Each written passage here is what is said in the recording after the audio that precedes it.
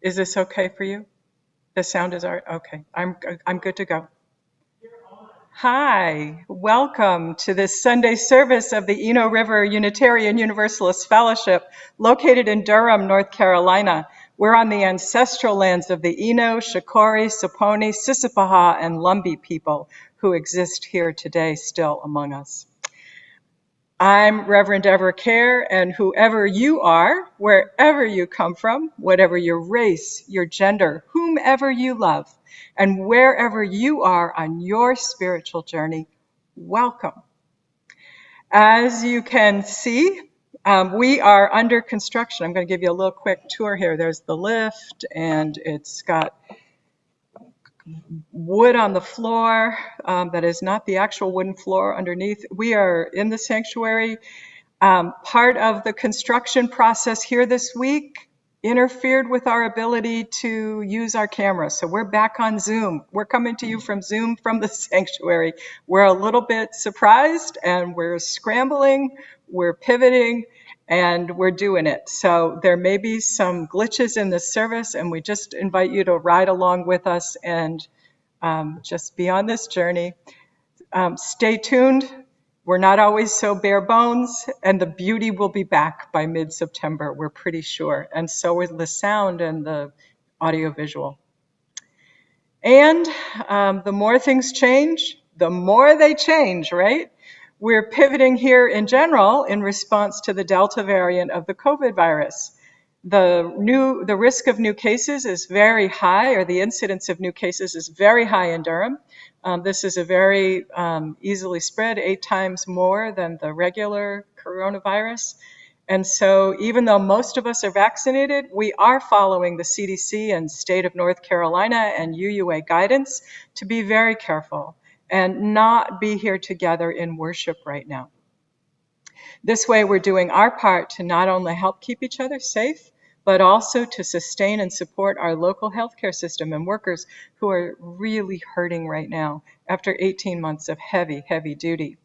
Our kids are here on Sunday morning. They are outside. They have a wonderful gardening program. They're gardening and collecting produce to offer to the food pantry. And so this is us pivoting. We're doing what we do in new ways. If you are new to this community, especially if you're visiting with us today, I invite you to introduce yourself in the chat box so that we can give you a warm ERUUF welcome. And you'll also find a link in the chat that will help you learn more about us if you haven't already done that. And if you'd like to know more about us, we invite you to the Inquirers class for visitors and newcomers. That takes place at 9:30 on Sunday morning. We're on Zoom right now for that, as a lot of our programs are on Zoom. So the link, though, for that class can be found in the ERUUF events section on the homepage of our website, or in the weekly e-news if you sign up for that. And if you have any trouble, just contact membership@eruuf.org so we can help you find the Zoom link. We really want to connect with you. A reminder to all that there is no longer a virtual coffee hour, but in September after the service, we will begin an online time for those who are interested in reflecting and responding to the sermon with other people online. Today's tech team is Sean Trimble and Daniel Trollinger, and Ms. Joan Tillman and our Director of Religious Education, Julia Tyler, are here with me on the worship team today. We are socially distanced just here at the front of the sanctuary. Music is from the ERUUF archives, we hope. Sally Franz and Kate Lewis, River Folk, other UU musicians. The words will be on your screen for the hymns, and so you can sing along wherever you are. And so let's take a moment and center ourselves. Just feel yourself in your body, at home in your body. Feel the center of yourself. That might be in your belly, your chest, your head. It might be somewhere else for you. Wherever that is, just be with yourself in that space. And we continue our service now with the Prelude by Sally Franz and Kate Lewis.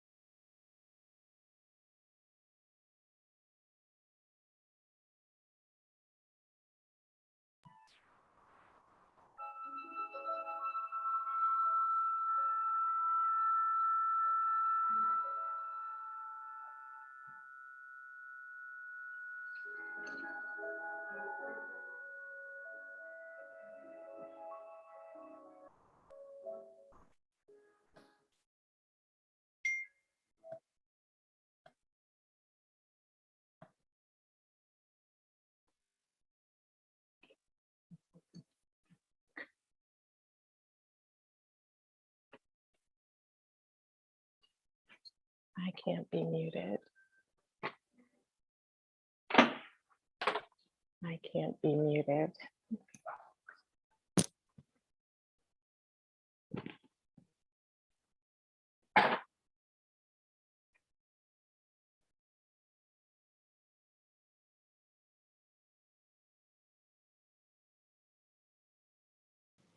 Sean, do you want to work on the sound, or do you want us to go ahead with the opening words and come back and...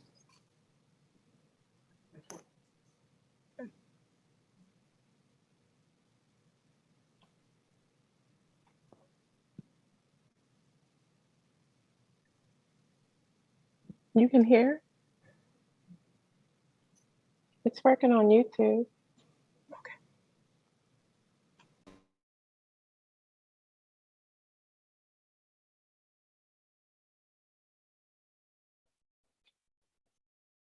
We're good.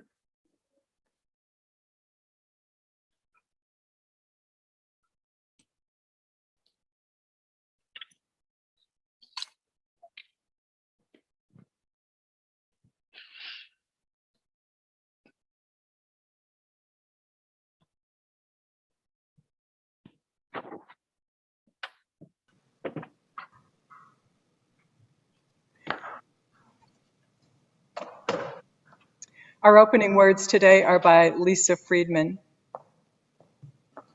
We touch the floor to remember that wherever we bring our best self is holy ground.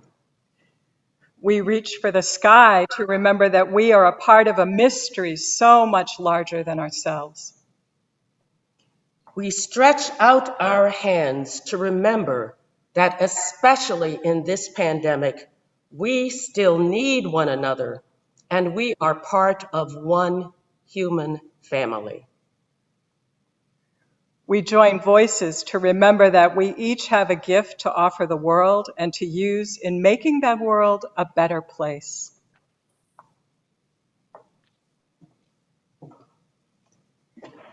We light our chalice this morning for the mystery of life and the love and joy we discover together within it.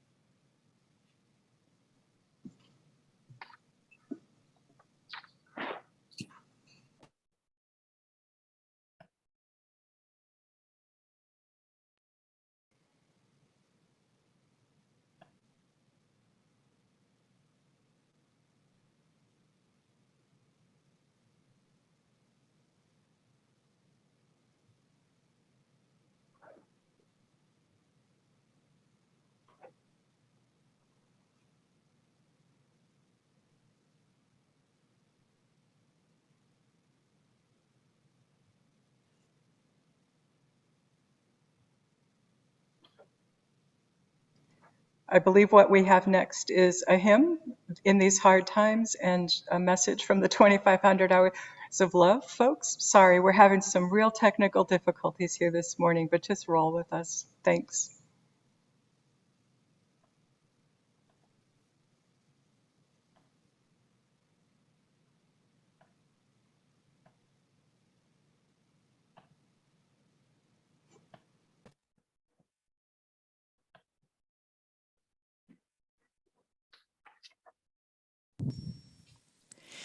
In these hard times there will always be singing, always be singing. In these hard times, in these hard times there will always be singing, always be singing. In these hard times, in these hard times there will always be singing, always be singing.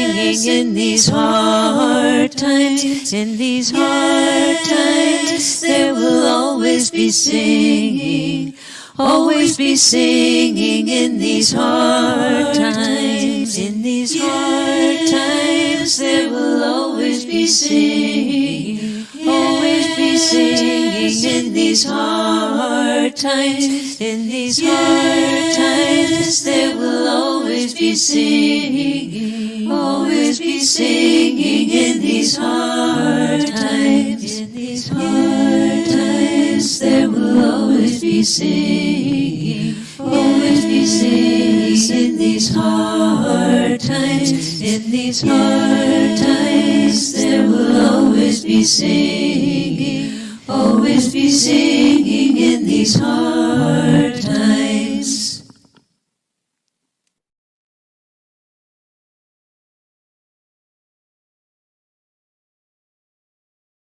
Hi, I am Ann Verdine Jones, and I'm one of the champions for ERUUF's 2,500 Hours of Love project. What are 2,500 Hours of Love? Well, we as a congregation are invited to log 2,500 hours of service work to advance racial equity and racial justice in the larger community beyond our walls. Earlier this year, ERUUF's Board of Trustees announced the project as a gift from the congregation in honor of Reverend Deborah Cayer's 25 years of ministry and her unwavering dedication and commitment to racial justice. Our 2,500 Hours of Love will support Black, Indigenous, and people of color in a unified approach to eradicate racial inequities and injustices in our community. If you're asking yourself, what can I do? How can I participate? I'm glad you asked. Not only do we have some fantastic projects that are launching now, a comprehensive website is coming soon and will include all of the details about the 2,500 Hours of Love project, as well as potential activities and organizations eager to partner with us now. You will also be able to log your hours of service on the website. There will be opportunities for ERUUFians of all ages, as well as online and in-person activities. Also, you'll be able to submit your suggestions for potential activities in the community. Right now, I'm inviting you to get involved today. Simply click on the link in the chat box.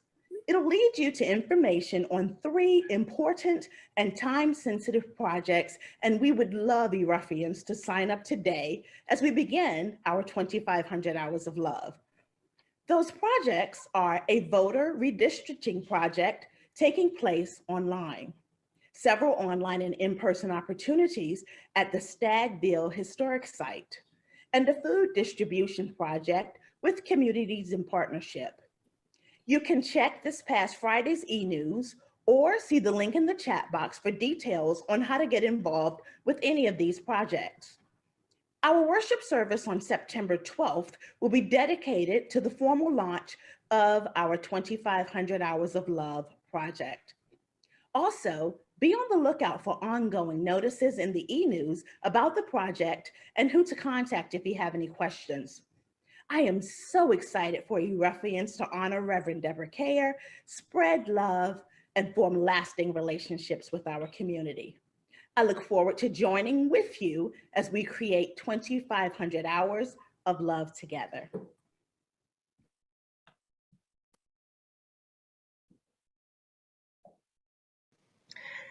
What a thrill for me personally.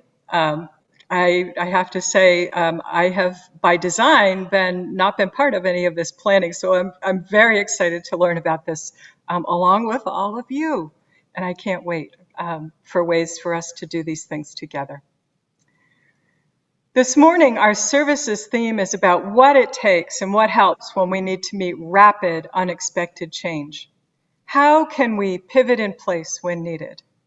And then how can we find a way to rest so that we release the trauma and the stress so that we don't burn out? In a few minutes, Julia is going to have a reading for us about what this last 18 months has been like for so many of our parents. Though we know that one perspective can't speak to all these needs and very diverse situations in life. For instance, we know that there are many people who actually need their kids to be in school, whether they like it or not, because they just can't afford other childcare options. And these are often folks who are at the lowest wages in our economy, and that often it's not equitable or fair. We know that we don't all have the same resources even when we are at home. So it's complex, but we have a slice of what this has been like and the voices of what some people are going through from that perspective. And then Ms. Joan has a reflection on what this time has been like for her, and a reading later on in the service about why it's so important to let go of stress as we are able and do really good self-care. We are struggling a bit, as you've seen, and we're going to do our best as we move forward now with the rest of the service.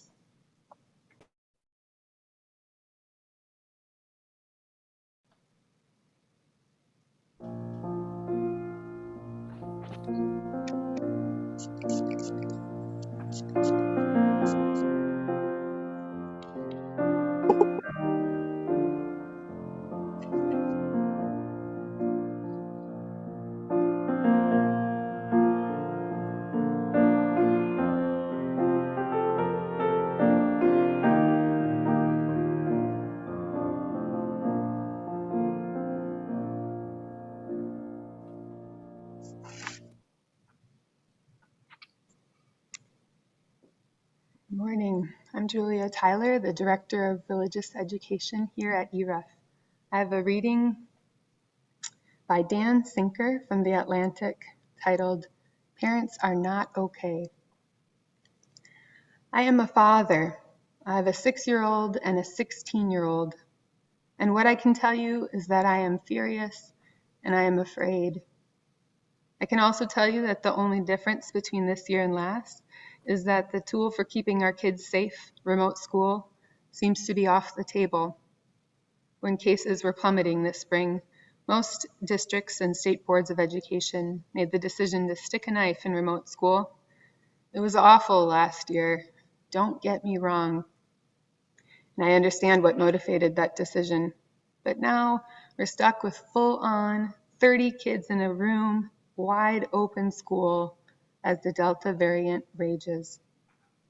It's a real monkey's paw situation because as a parent, all I've wanted for a year and a half is for my kids to go back to school, for their sake and for mine, but not like this. Now I'm stuck wishing that the thing that barely worked last year was still an option, because what's looming is worse. School is only just starting, and already kids are being quarantined in mind-boggling numbers. Of course, things can be done to reduce risk to kids, but those very things are fueling pitched battles across the country. It's enough to bring a parent to tears, except that every parent I know ran out a long time ago. I know I did. Ran out of tears, ran out of energy, ran out of patience. Through these grinding 18 months, we've managed our kids' lives as best we could while abandoning our own. It was unsustainable then. It's unsustainable now. And no matter what fresh trouble this school year brings, it'll still be unsustainable. All this, and parents are somehow expected to be okay. We're expected to send our kids off into God knows what, to work our jobs and live our lives like nothing's wrong, and to hold it all together for months and maybe now years without ever seeing a way out. This is not okay. Nothing's okay. No parent is okay, and I'm not sure how we come back from this. Parents aren't even at a breaking point anymore. We're broken. And yet we'll go on because that's what we do.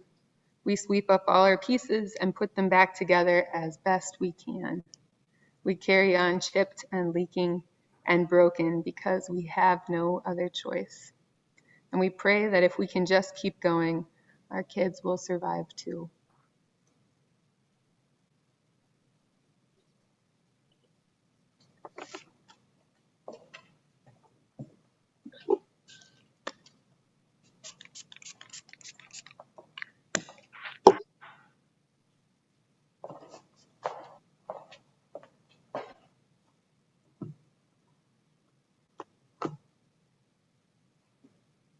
Every day when I get up, I perform a small ceremony that precedes even the ritual of making coffee. I go straight from my bed and open the double doors in the little parlor that I call my ancestors' room.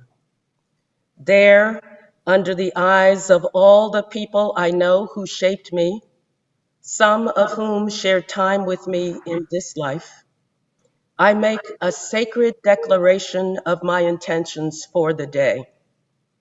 These always include to see my own humanity in each person I encounter, and to treat them as I would wish to be treated, to care for myself, for my own sake, and for the sake of those who love me, to cultivate and share peace. I turn 73 tomorrow. The calendar tells me that the number of days before me will not equal the ones behind. My own body and lived experience tell me so. The experience of a now corrected, full thickness macular hole, the most bizarre manifestation of which was the sometimes disappearance of people's heads.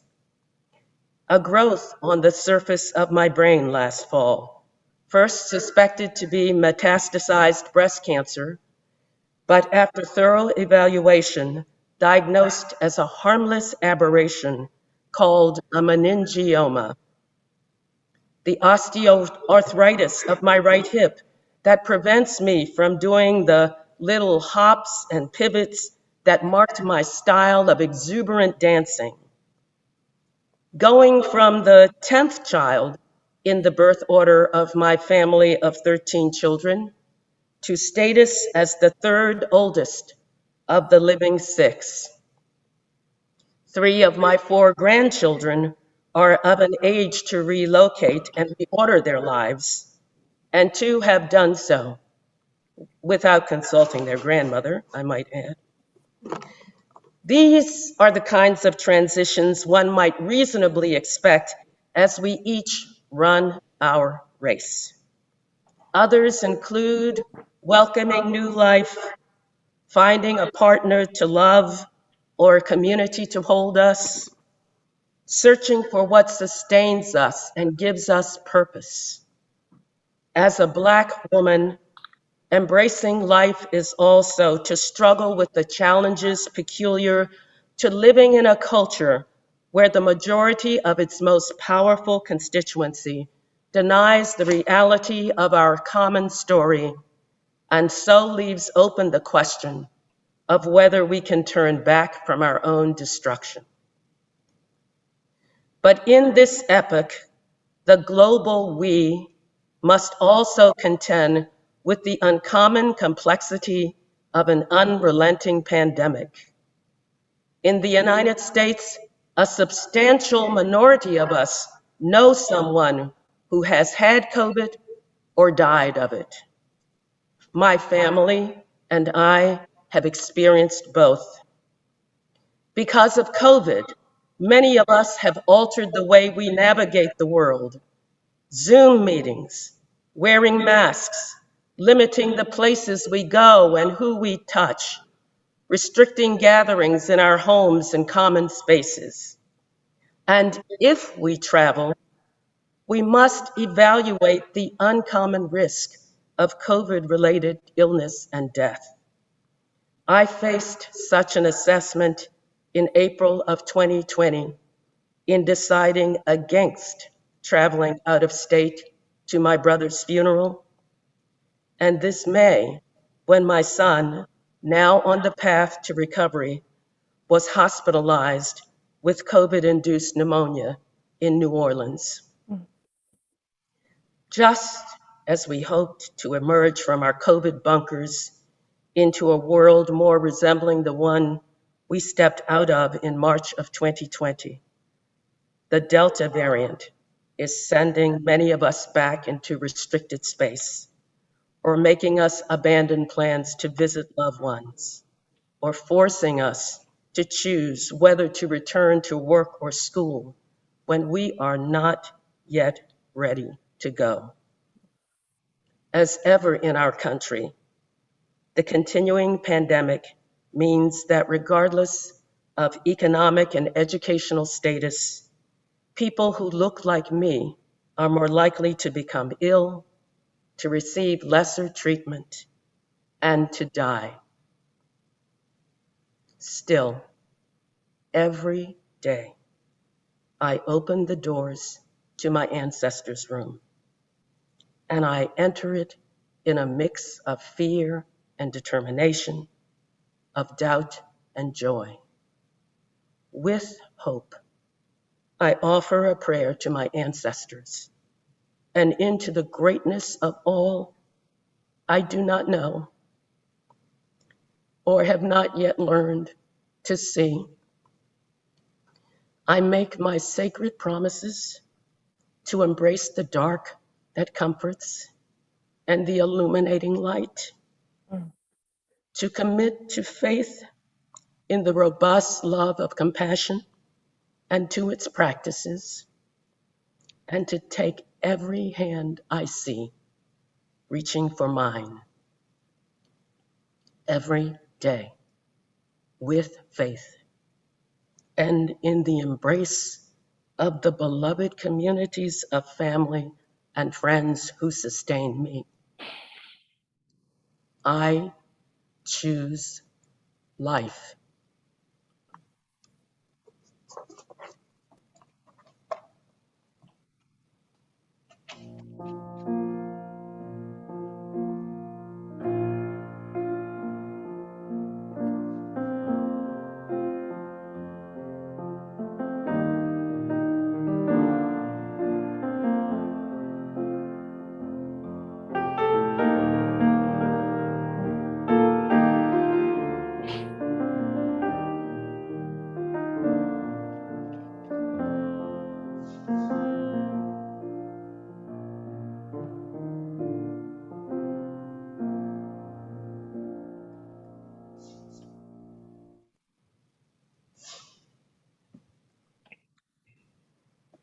What a beautiful gift you've given us, Ms. Tillman. Thank you. I invite you to join me at this time in the spirit of meditation and prayer, spoken meditation and prayer.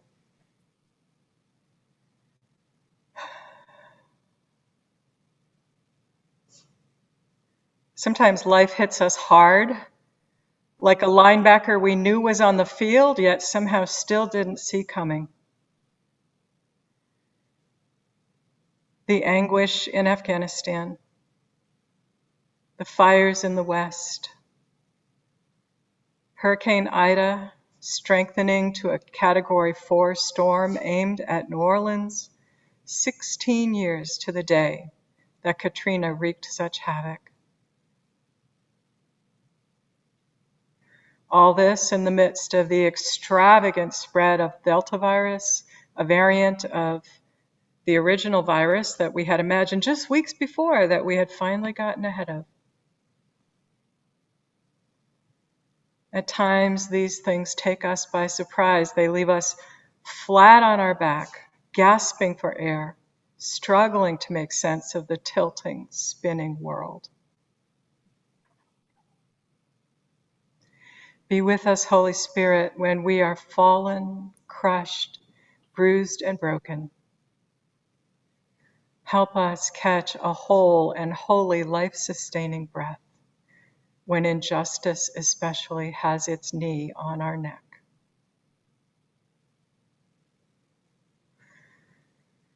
Help us turn and find the best of ourselves in this moment when the world is in spasms over all kinds of change.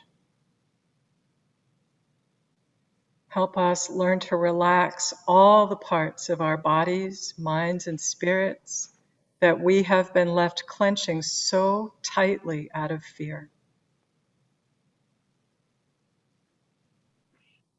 Help us notice that battle-ready soldiers are able to comfort small children, that our pets can show us how to love without condition, that genuine laughter evoked by surprise is not an escape, but a way to raise the roof, recreate shelter again after the worst has happened.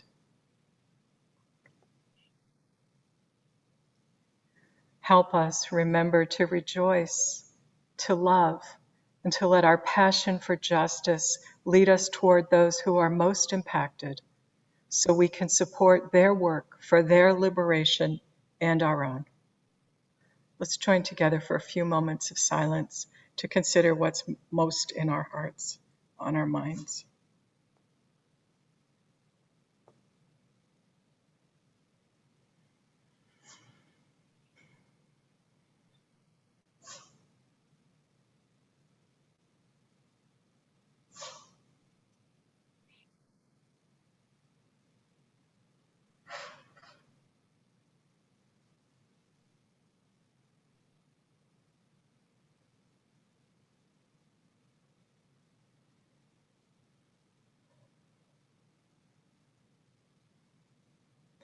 All that we cannot save, we release into the river of life. All that we cannot understand, we surrender into the mystery of life. All that we cannot control, we set free into the dance of life. May we find peace, empowerment, and joy, if not this day, then someday. And may we find comfort in knowing that love remains always. May it be so. Amen.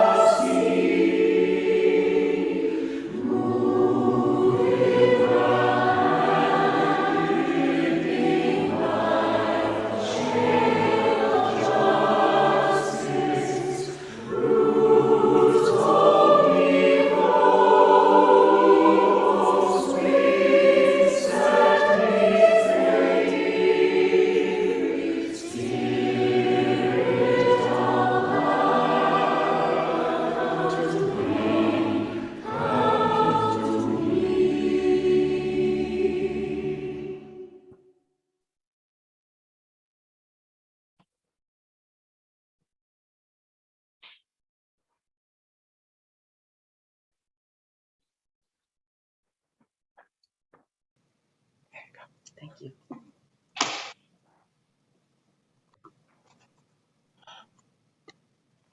Oh, thank you all for sharing that moment with me. I'm reminded of Rumi, the wound is where the light comes in. Opening words this morning were by Lisa Friedman. I neglected to mention that. And the reading now is When the Rapids Come, Adjust Your Posture by Heather Plett. When you go whitewater rafting, if you're a novice, your guide will spend some time teaching you how to sit into the boat, how to hold your paddle, how to adjust your center of gravity, and where to plant your feet so that there's less chance you'll get tossed out of the boat when you hit the rapids. Then, once you're floating down the river, your guide will watch the river and warn you when the rapids are coming, so that you have time to adjust your posture accordingly. An experienced guide will have been down that river many, many times, so they know how to navigate whatever's coming. Once you're through the rapids and you get to the smooth spot on the river, your guide will let you know that you can relax your posture and enjoy the view. This past year, there's been a lot of metaphoric whitewater rafting for all of us, as we've had to adapt to the rough water of a pandemic without any guides to tell us when and how to adjust our posture so we don't get tossed out of the boat. It's hard to know what's coming when nobody has been down this river before. Most of our leaders have felt just as confused as the people in the boat, and some of them have given us false information, so we're not always sure who to trust. When you don't have a guide you can trust, and your boat is floating down a river you're unfamiliar with, it's unlikely that your body will stay in the posture. It is likely that your body will stay in the posture of hypervigilance. You want to be prepared for the rapids because you don't know when they're coming. After one set of rapids has passed, you don't know if you can trust the stretch of smooth water enough to relax and enjoy the view. As the pandemic wears on, many of us will find it hard for our bodies to fully relax. We might be a little more edgy and anxious than usual. We might not be sure we can trust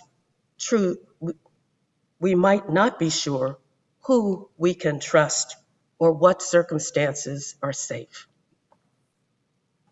Recently, I was lying in my hammock trying to read a book, and I noticed that although there was no imminent threat and I couldn't possibly be in a safer situation, in my own backyard, on a beautiful day in a hammock with the gate closed and nobody else around, there was still tension in my body as though I was preparing for the rapids. I scanned the things in my brain to try to figure out if there was something I was forgetting to do or some situation I was worried about, and I couldn't find anything that should result in the posture of readiness in my body. I concluded that it was just the residual effect of a year and a half of hypervigilance without a guide to tell me when the smooth waters could be trusted. I went through a similar thing a year before and the year after my divorce, to the point where I was diagnosed with adrenal fatigue because there'd been so much adrenaline pumping through my system for so long, trying to keep me prepared for fight, flight, freeze. This summer, I'm taking time away from my work and social media, and it's my hope that it will be what my body needs in order to more fully relax. I know from past experience that for this kind of long-term hypervigilance to leave my body, it takes a considerable amount of time and intentional release. I'm giving my body and heart what they need: rest, companionship, fun, and nature.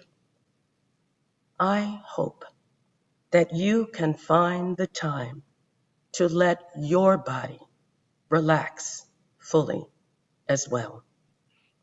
Let's be gentle with ourselves and acknowledge how hard it is to go whitewater rafting without a guide, and affirm that we've done well just to survive.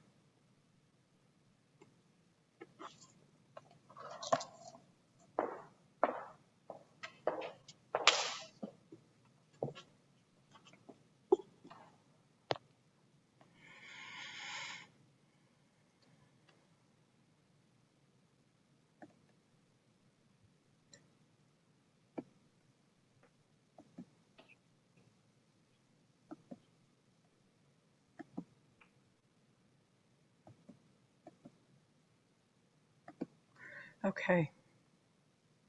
Sorry, I'm here. Okay. I'll admit that when I first heard that COVID Delta cases are rising rapidly around us here in this area, my heart sank. I thought about all the parents who had worked at home last year while also teaching and caring for their kids and their pets and their homes amid overwhelming stress. I thought about everyone who was hit with a layoff or big economic uncertainties, low-wage workers, small business owners. I thought about the aching loneliness of people who were totally alone as the months dragged on, and how so many of us couldn't go into nursing homes or assisted living places to be with our beloved elders. I considered, too, how I had worked without much of a break in front of my own computer for 10 to 12 hours a day. It was unavoidable as we figured out new ways to meet new needs and deal with new threats. I love learning, and I love all the people, the lay leaders and the staff that I get to work with.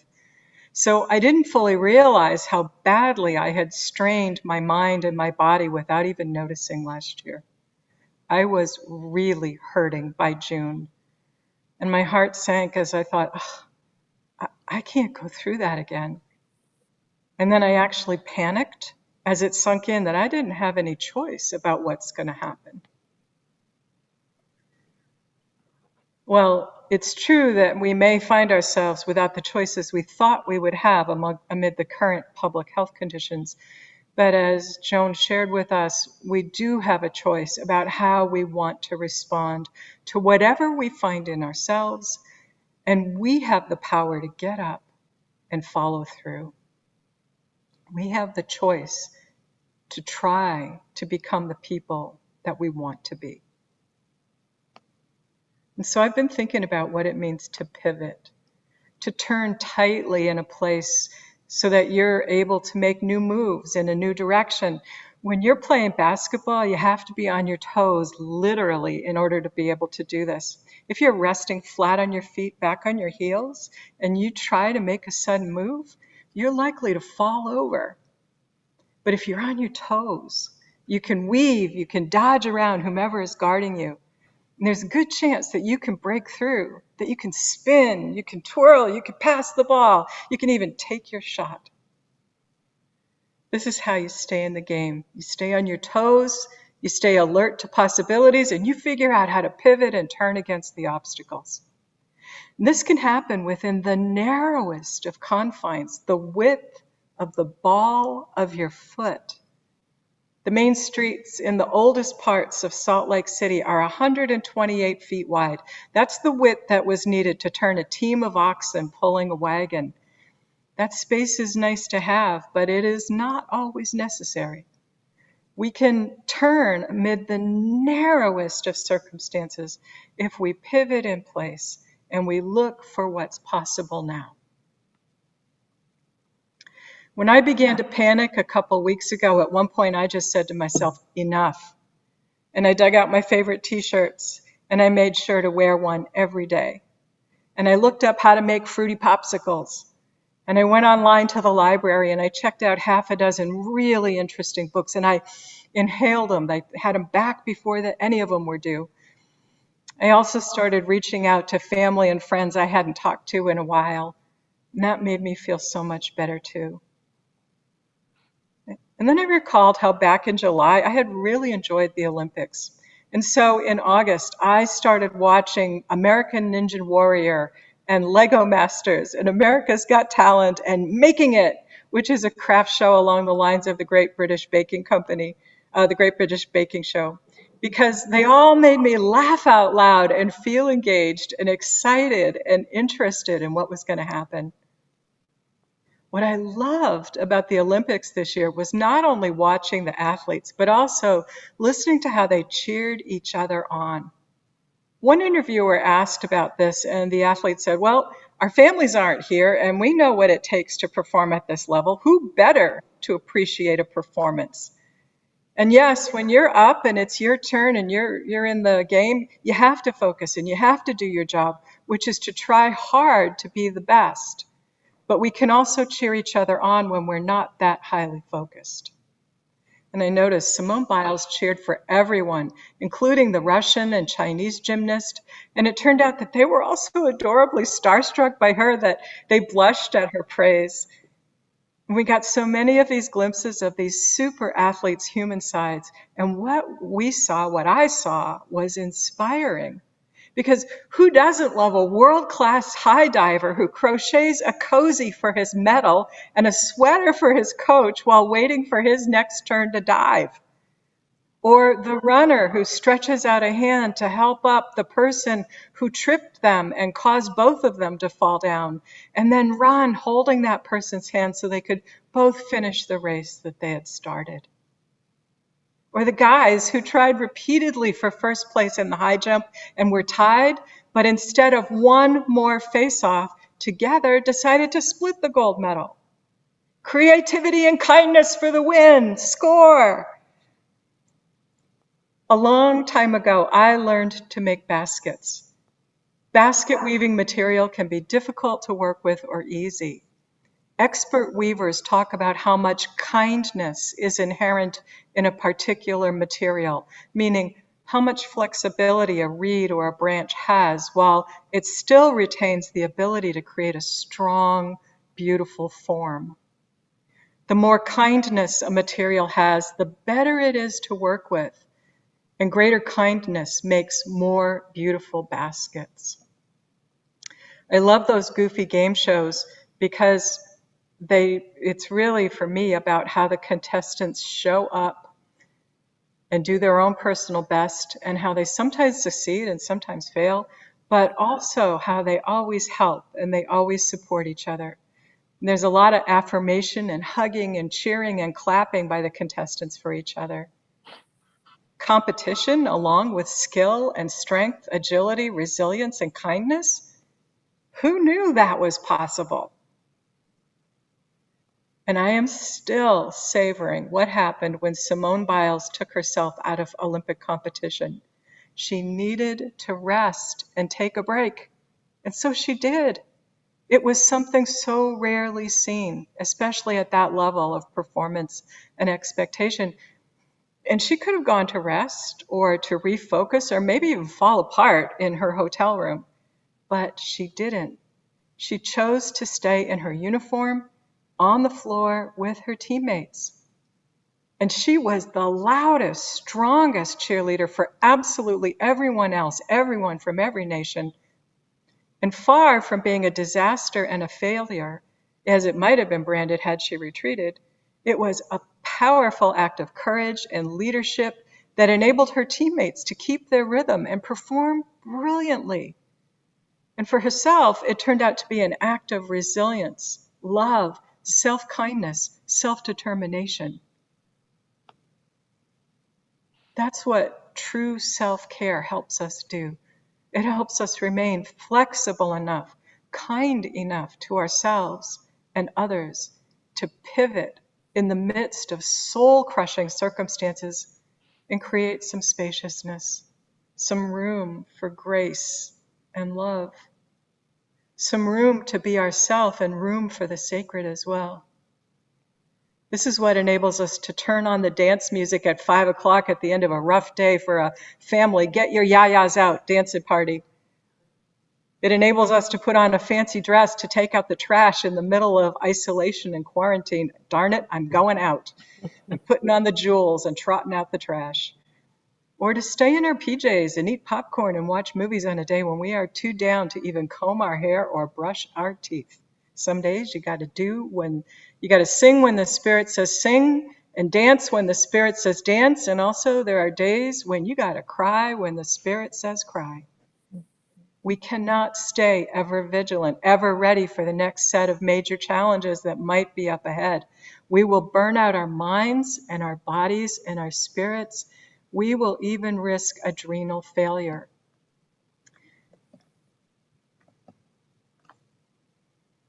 We also risk spiritual fatigue. We risk falling into the illusion that it is all up to us, all by ourselves, all alone, when really we are not alone. We have each other. We have the Spirit, however we each experience it. And if we ask for help, it will come. Not always in the ways that we might expect, but it might just come in the relief we get from unburdening ourselves of the illusion that we have to be superhuman. We do not. Our glorious job is to be as fully human as possible, able to make room in our hearts for both tears and triumph. We don't have to try to be all-powerful. We just need to do the best we can and be open to the mystery that's there, to the more that's possible, even though some of it is beyond our control. To be agile and flexible enough to be fully human in this way, especially in the midst of great injustice, we have got to build in some downtime. Some time to rest and recover from all those other times when we have absolutely had to dig in and paddle like hell with everything we've got. Novels, fruity popsicles, fun t-shirts, game shows, whatever it is for you that enables you to exhale, to stretch your tired muscles, your spirit, and relax. Laughter helps. Listening and talking, connecting with other people helps. Being outside with trees and birds and bees and animals helps. This year, the ministers and staff have been talking about how we want to pivot and connect. Not for more and more frantic activity, the exact opposite, really. Because we know how much we all need extra spaciousness and graciousness right now, so that we can really be there to care for ourselves and each other. We need to build in times to unclench and relax so that we are able to respond. And that enables us to be creative too, because we've gone on to wonder if people can't come to ERUUF, is there a way to bring ERUUF to the people? And if we can't meet in person indoors for classes or worship or groups, can we meet safely as beloved community in pods? Small groups of 3 to 6 people or families who agree to practice the same safety measures, to enjoy doing things together? Or can we meet together somewhere outside for an occasional masked social distance group ritual? Is there a way we can team up with other congregations to get some kind of a break? Ministers and leaders are pivoting, considering ways that we can be beloved communities together safely, simply, sustainably, and with joy. Are there ways that you've learned to be on your toes, to pivot in place? What have you learned about resting and finding renewal? And what new possibilities have you imagined or have you experienced? You can bet that there will be an invitation sometime in the coming weeks to come and share your experience. Your ideas and your love are needed. We have come this far together, And that's how we're going to figure out how to get through whatever lies ahead. Onward together, friends. Onward together. Whew. I'm going to turn now to the offering. Patrick Murphin writes, "Love is the only magic. It enriches the giver as it nourishes the object. It serves the instant and washes over the ages. It is as particular as the moon and as universal as the heavens. If returned, it is multiplied, yet spurned, it is not diminished." That's why we come to this community, to learn to love more courageously and openly with joy. While you consider how all of this is for you right now and what you intend to do about it in your life, we'll listen to River Folk. And if you'd like to make an online contribution, there is a link in the chat box that you can use for that. Here's River Folk.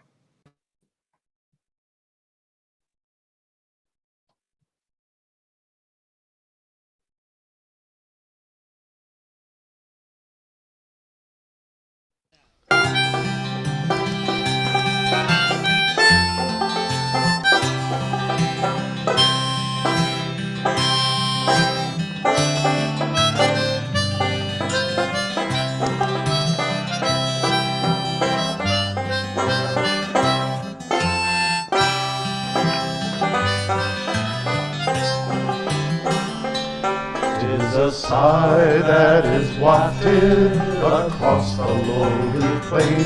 'Tis a wail that is heard upon the shore. 'Tis a dirge that is murmured across the lonely grave. Oh, hard times come again no more. It's a song, a sigh of the wind. Hard times come again no more. Many days you have lingered around my cabin door. Oh, hard times come again no more. Oh, hard times come again no more.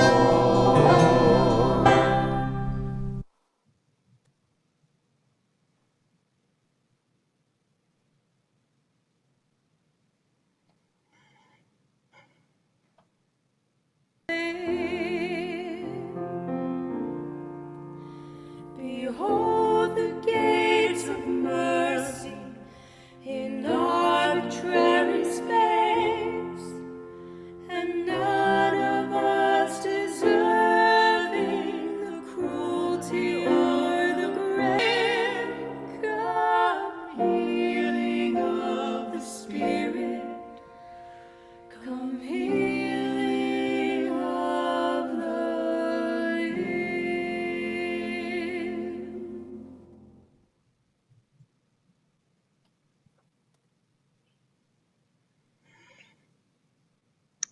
What a beautiful piece of music on a very rough morning. What a beautiful piece of music. Our closing words are by Barbara Hamilton Hallway. She says, "Go now in peace. Deeply regard each other. Truly listen to each other. Speak what each must speak. Be ready in every moment to disarm your own heart. Rejoice in this love you have begun.